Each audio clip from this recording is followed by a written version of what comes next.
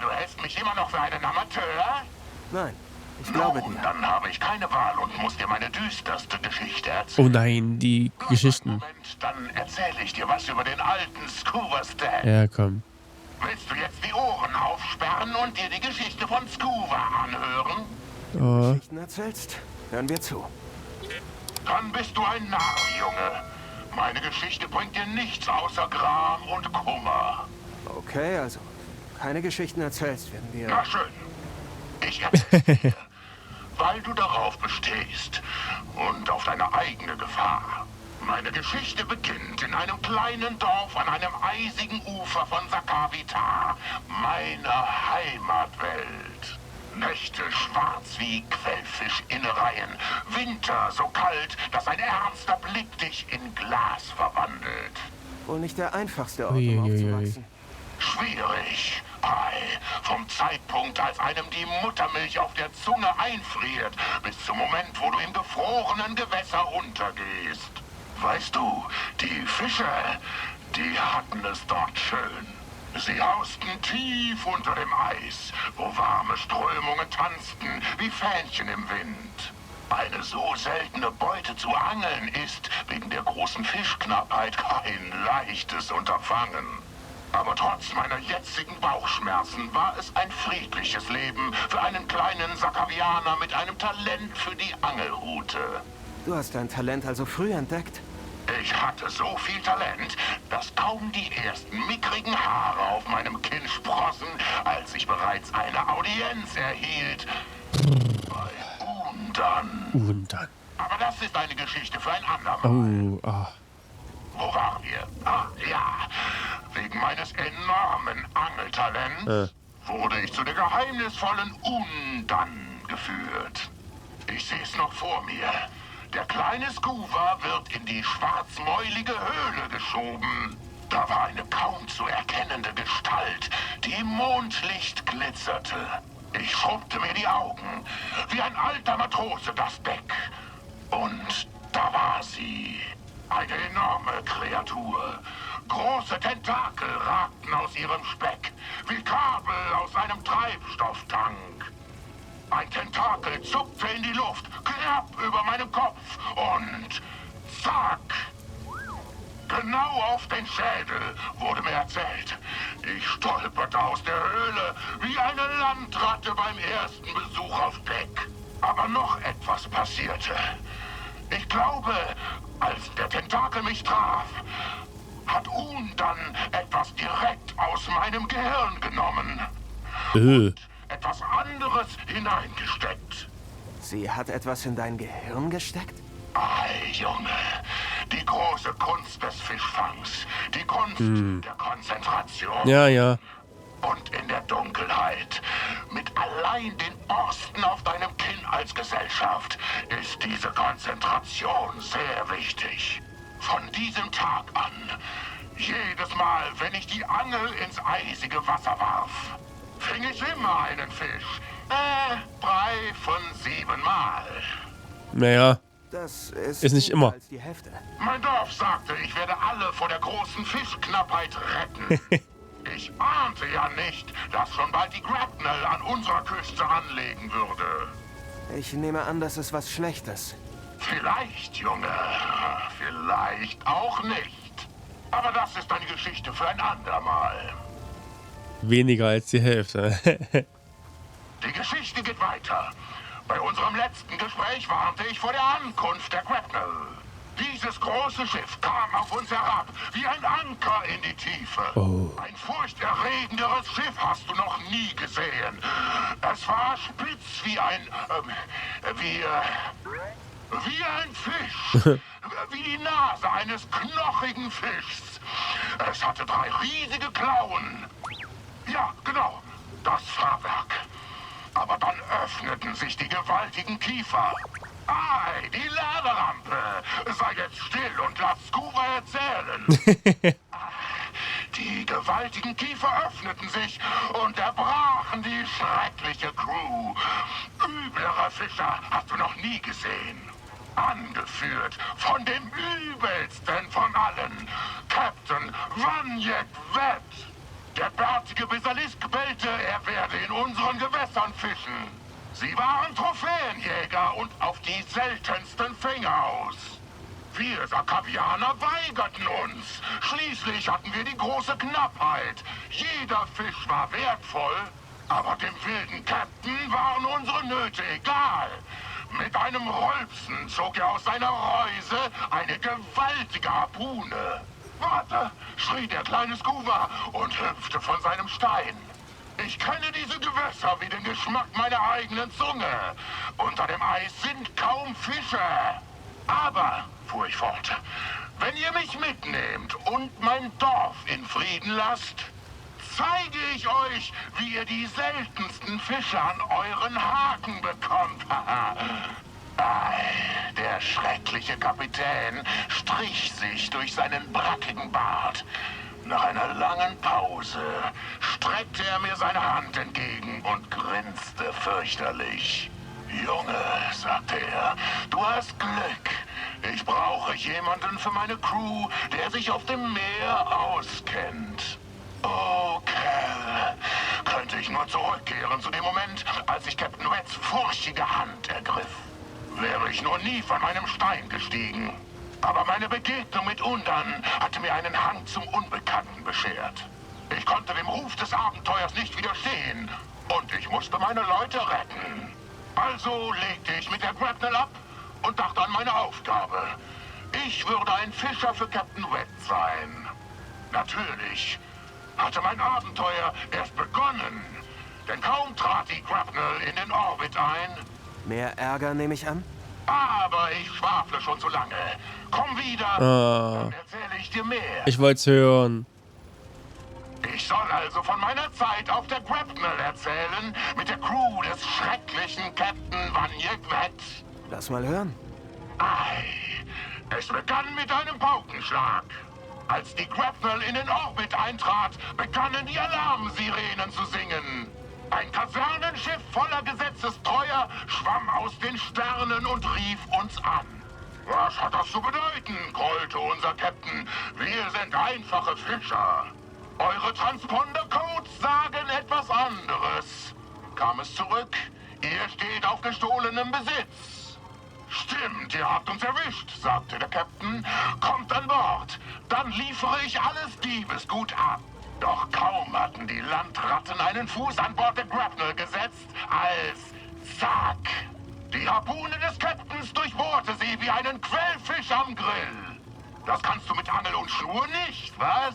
Sagte der Captain zu mir und grinste auf seine üble Art. Leider habe ich an jenem schwarzen Tag die Harpune zu meiner Waffe gemacht. Über Jahre warf ich keinen gefangenen Fisch mehr zurück ins Meer. Das heißt, aber ich schwafle dich hier zu Tode. Ich werde bald weitererzählen, Junge. Geschichte? Oh ja, ja. Und wieder kehren wir zu meiner Zeit auf der Grapnel zurück. Gegen den Protest meines Herzens tauschte ich Angel und Schnur gegen die Harpune. Über Jahre spießten wir im Outer Rim jeden Fisch auf, der unseren Weg kreuzte. Dank meines Talents erlegte ich mehr Fische als die restliche Crew zusammen. Ich war dumm und hatte nicht die Weisheit, mich zu schämen. Der schreckliche Captain Vanyegvet bemerkte das. Er beförderte mich, gab mir die besten Fänge. Und kaum ein Jahr, nachdem ich Sakavitar verlassen hatte, wurde ich sein erster Steuermann. Kurz nach meiner Beförderung waren wir unterwegs nach Manan, um den Kadaver eines Kofferfischs zu verkaufen. Und plötzlich, wir verließen den Hyperraum und die große Wasserwelt kam in Sicht. Und sie auch. Die prächtigste Kreatur, die ich je gesehen hatte. Ein Wal von wundersamer Größe. Und er schwamm durch den Orbit von Manan, als wäre er nur eine östliche Strömung zurück nach Hause. Ich war wie versteinert. Im Ernst? Wie nah warst du dran? Witzig, dass du fragst. Ich konnte ihn gar nicht lange betrachten. Da kollidierten wir auch schon frontal mit ihm. Die Grapnel prallte ab wie ein Stück Strandgut. Wir stürzten hinunter in den Ozean, wo die Grapnel auf dem Meeresboden zerbrach. Wo sich eine Piratenbande der Quarren versteckte. Die fiesen Zephire. Oh. Wir schwammen aus dem kaputten Rumpf und waren plötzlich von Quarren umstellt, die alles Mögliche verlangten, einschließlich unserer erbeuteten Fische. Ach du großer Gott. So schwammen wir davon. Captain Wett, die Crew und ich. Wie unfair. Aber in dieser Tiefe waren wir blind und gelangten bald in eine Sackgasse. Erneut umstellt von Quarren. Komm wieder, dann erzähle ich weiter. Was? Nein. Hey, Scuba, was ist mit den Piraten passiert? Da waren sie also. 4 Quarren mit Speeren bewaffnet. Und jeder wollte aus meinem kleinen, weichen Kopf einen Kaminschmuck machen. Ich blickte zu meinem Captain. Und der starrte zurück und fischte mit den Armen wie ein Gobberfisch in der Brunft. In Richtung der Harpune in meiner Hand. Für einen schwarzen Augenblick wollte ich diese Piraten-Quarren mit meiner Harpune gegen die Felsen nageln. Aber etwas hielt mich davon ab, den Auslöser zu betätigen. Vielleicht war es das Funkeln, das meinen Blick ablenkte. Das Funkeln eines vorbeischwimmenden Glumbrigals. Ach der. Was würden diese Piraten von einer ganzen Schule funkelnder Glumbrigale halten? Boah. Also öffnete ich meinen Mund und ließ den Brunftschrei des Aals erklingen.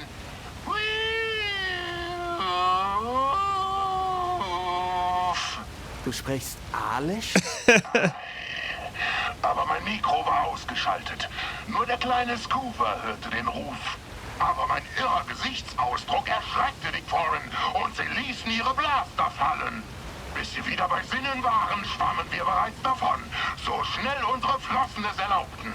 Erst später, als wir an Bord des Schoners der Zephire flohen, erkannte ich, wie nah die wirkliche Gefahr war. Aber davon erzähle ich das nächste Mal. Oh nein.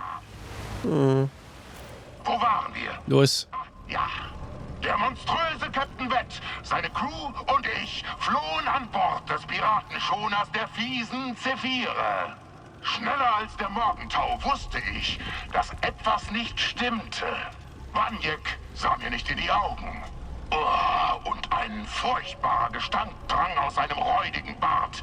Ein überaus schlechtes Omen. Wanjek übernahm das Steuer. Wir lösten die Landeklauen, flogen in den Weltraum und brachten einige Lebensalter zwischen uns und die Piraten. Wir befanden uns weit ab der peremianischen Handelsstraße. Nachdem der Captain seine Hand vom Steuer nahm, legte er sie auf seine Harpune und warf mir einen Blick zu, wie eine halb verhungerte Tuka-Katze, die Speck anvisiert. Scuba, brummte der abscheuliche Captain, du bist weich geworden wie ein Austernabel. Wenn ich dir nicht zutrauen kann, dass du einen Quarren erledigst, wenn du einen Blaster im Mund hast, wie kann ich dich dann den großen Gobberfisch aufspießen lassen? Mein Zögern am Auslöser war mein Untergang. Trotz meines bittersten Flehens steckte der Captain den kleinen Scuba in eine Rettungskapsel. Das Letzte, was ich sah, war sein übles Lächeln, hinterhältig wie das Rückgrat eines Buchtanglers. Und so fand meine Zeit an Bord der Grapnel ein gesalzenes Ende. Ich saß allein in einer Kapsel im Weltraum und hatte nur einen Tank mit altem Kabeljau und sinnlosem Müll. Mehr erzähle ich dir später, mein Junge. Oh. Die Verzweiflung, der Gestank. Dabei dreht sich mir heute noch der Magen um. Aber es geht weiter. Also, Scuba, zurück zu deiner Geschichte. Du wurdest im Weltraum von Captain Wett ausgesetzt? Ei, Junge. Da saß ich mit knurrendem Magen und starrte hinaus in die Leere. Und vom Bullauge blickte mich mein Spiegelbild an. Boah. Waren es Stunden? Jahre? Ach, beides würde mich nicht wundern. Aber eines weiß ich noch. Nach unbestimmter Zeit tauchte sie auf.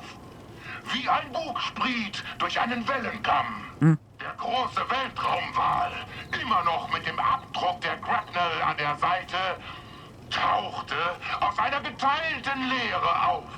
Ei, das treibt mir heute noch das Salz in die Augen. Bei. Seine speckigen Wellenbewegungen schleuderten meine Kapsel durch die Sterne wie ein Skiff mit Gänseflügeln. Die Sterne kreisten umher wie 100.000 Fische, bis ich plötzlich unter mir einen Planeten sah. Dort stürzte meine Kapsel ab und ich wurde von freundlichen Einheimischen gerettet. Ich war von dieser wunderbaren Kreatur aus den Tiefen des Weltraums gerettet worden. Ich habe nach ihr gesucht, aber ohne Ergebnis. Sie entzog sich mir jahrelang, bis ich mein Bündel schnürte und nach Sakavita heimkehrte. Die meisten glaubten nicht, was ich gesehen hatte. Angeblich alles nur die letzten Zuckungen eines verhungernden Gehirns. Aber ich weiß, was ich gesehen habe, Junge. Ich weiß, was ich gesehen habe. Natürlich war zu Hause nichts mehr so wie in meiner Erinnerung. Aber das ist eine Geschichte für ein andermal. Oh. Also, nach jahrelanger Suche nach dem großen Wal, kehrte ich zurück an die eisigen Ufer von Sakavita, wo meine Geschichte begonnen hatte. Und diese Welt, auf der ich geboren und aufgewachsen war, kam meinen verhärmten Augen vor wie ein Mond, so klein. Ich schleppte mich zu Undans Höhle, aber sie war leer und kälter als in meiner Erinnerung. Weißt du, Junge, manchmal bringt die Wahrheit Frieden und manchmal Trauer. Der Fisch ist nie das, was du erwartest, wenn er anbeißt. Ich verließ mühsam die Höhle und ging zurück in mein Dorf. Und was ich als nächstes entdeckte, jagte ein Rundholz durch meinen dreifach eingelegten Bauch. Alle meine Verwandten, alt und jung, dahingerafft von Hunger und Kälte. Denn niemand anderer als Captain Vanyek Wett hatte in ihren Gewässern gefischt. Oh. Und die wenigen verbliebenen Fische aufgespießt und weggebracht. Und so kam es, dass ich erneut auf der Suche nach dem schrecklichen Captain und seiner Crew war. Nicht um Gerechtigkeit zu üben, ich wollte meine Heimat befreien. Beim nächsten Gespräch erzähle ich dir, was aus meinem Kreuzzug wurde. Noch nicht vorbei. Ei, unsere Geschichte nähert sich ihrem Ende. Oh. Ich hatte herausgefunden, dass Captain Wett die Meere meiner Heimat nach exotischen Fischen absuchte. Und dabei die Alten aushungerte, die mich aus einem Eigelb großgezogen hatten. Ich habe viele Monate nach ihnen gesucht. Schließlich fand ich sie an den salzigen Ufern des dritten Mondes von Antin. Dort verfolgte ich meinen Feind bis zum Garachusgraben, einem Riss direkt durch das Herz des Mondes. Im dunklen Salzwasser stieß ich dann auf sie. Vanyek Wett und seine üble Crew, umgeben von Glumbrikaalen, die sie mit Harpunen jagten. Captain, rief ich, du hast dein Versprechen gebrochen, nie im Meer von Sakavita zu fischen. Und ich sagte, dein Kommando ist verwirrt, wenn du meinen Heimatgewässern nicht abschwörst. Ah, ich vergesse nie sein Schnauben, als er sich langsam wie ein gefrorenes Riff zu mir umdrehte. Immerhin hatte er jahrelang geglaubt, ich sei tot. Und deshalb, brummte er, wirft man Fische nicht zurück ins Meer. Bevor ich meine Flossen schütteln konnte, schoss die Spitze seiner Harpune durch die Tiefe und der Haken drang in meine Brust. Oh. Meine Säfte färbten das Wasser und als mein Blick langsam erstarb, sah ich Vanyek, grinsend wie ein Raubfisch. Das ist schrecklich, Scuba. Wie gesagt, Junge, meine Geschichte ist düster. Mehr gibt's dann beim nächsten Mal. Aber wie hast du das überlebt? Da war ich nun, tief im Garachusgraben, Vanyeks Harpune im Wanst und das Licht vor meinen Augen verblasste zusehends. Der schreckliche Captain zwirbelte seinen Schnurrbart von den Zähnen und grinste überaus garstig, als ich plötzlich sah, wie die Glumbrikaale davoneilten. Sie nutzten meine Ablenkung, um zu fliehen. Da hatte ich eine Idee. Mir fiel der große Brunftschrei der Aale ein. Meine letzte Hoffnung. Ich atmete noch einmal tief ein und ließ den schrillen Ruf erklingen.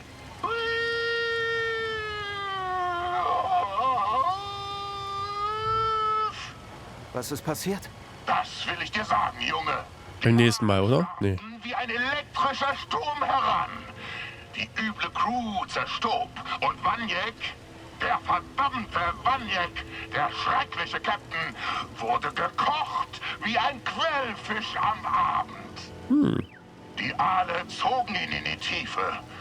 Und aus meinen Ohren entwich das Bewusstsein. Dunkelheit überkam mich. Als ich erwachte, nun komm wieder, dann beende ich meine Geschichte. Nein! Als ich von meinem letzten Duell mit Vanyek erwachte, lag ich auf dem Deck eines Fischerboots. Anscheinend war mein durchbohrter Körper an die Oberfläche getrieben und von einer einheimischen Fischerin gefangen worden. Was ist mit Captain Wet? Hat er überlebt? Falls dieser Sack aus gegrilltem Schleim immer noch die Galaxis heimsucht, so habe ich jedenfalls von ihm oder seiner Crew nie wieder etwas gehört. Aber ich wollte weder Fisch noch Fischer harpunieren. Ich wollte die Harpune nicht mit schrecklichen Captains oder tödlichen Fischen kreuzen. In all dem Durcheinander hatte ich, nun, den Blick auf mich selbst verloren. Die Fischerin, die mich gefangen hatte, kannte eine Welt in der Nähe mit einer großen Vielfalt an Fischen. Kobo. Also ging ich nach Kobo. Und seitdem weiß ich, warum ich so gerne fische. Warum? Weil ich Fische mag. Ich mag glänzende Fische. Ich mag große und kleine Fische. Ich mag Fische, die schielen und Fische, die geradeaus schauen. Ich mag sogar Fische, die gar keine Augen haben. Und ich mag die Gesichter von Landratten wie dir, wenn sie erkennen, wie viele verschiedene Fische es in dieser Galaxis gibt. Und das ist meine Geschichte, Kerl. Vielleicht nicht ganz so düster wie angekündigt. Ja. Du hast viel durchgemacht. Zum Glück geht's dir gut, Scuba. Oh, ich danke dir, Junge. Danke dir. Du hast mir viel Stoff zum Nachdenken gegeben. Ei, Junge. Geh nur und sinniere. Aber lass nicht Jahre den Fluss hinunterlaufen. Es gibt immer einen anderen Fisch. Ja, und das war's mit dem Special, liebe Freunde. Ich bedanke mich vielmals, dass ihr zugeschaut habt und hoffentlich sehen wir uns im nächsten Let's Play wieder. Bis dahin, lasst ein Like und ein Abo da und habt noch einen schönen Abend. Macht's gut. Ciao.